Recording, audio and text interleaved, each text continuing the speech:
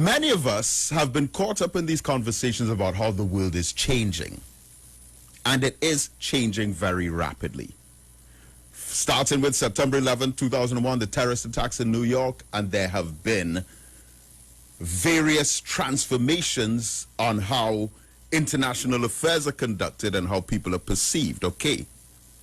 But now with the modern technology and the COVID-19 pandemic, the world is continuing to change at a very rapid pace, but there are three main ways that this world has changed and is continuing to change that we're not really taking notice of at all.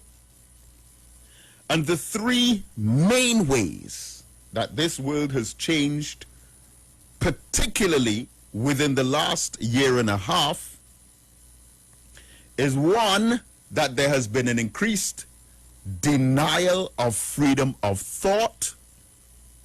There has been a suppression of consciousness and a restriction of critical thinking. You may not even realize it because it's happening so slowly but surely, yet progressively and consistently, that many people are not thinking for themselves, but they're trying to find out what someone else is saying, and then whether they agree with that or not, are repeating and regurgitating and recycling content that may be false and that you yourself may not even see as logical.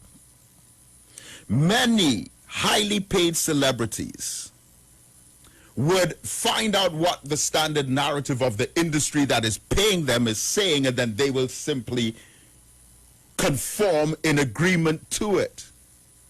Nicki Minaj stated what she believed and used her freedom of expression, and then was attacked for it.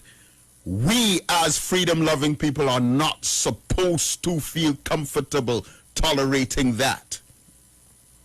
The Honorable Minister Louis Farrakhan is the best example, where he has always spoke the truth consistently to black people for 6 decades. He's been censored. They've tried to silence him. They've tried to ban his pages. They've tried to restrict what he has to say, and his mind just keeps getting stronger and stronger, and the power of the knowledge that he shares becomes even more effective.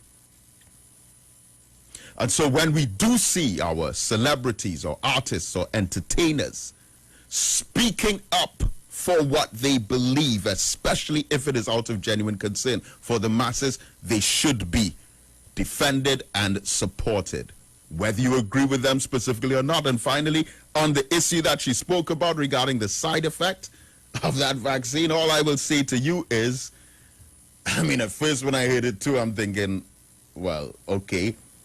But now so many people on WhatsApp, on social media, are highlighting again, not conspiracy stories and fiction from persons who are making up information. Go to the authorities, those who are making the vaccines or monitoring the progress of the vaccines, and you read the very long list of possible and potential side effects. And you might be very surprised based on what you see, considering how the world reacted.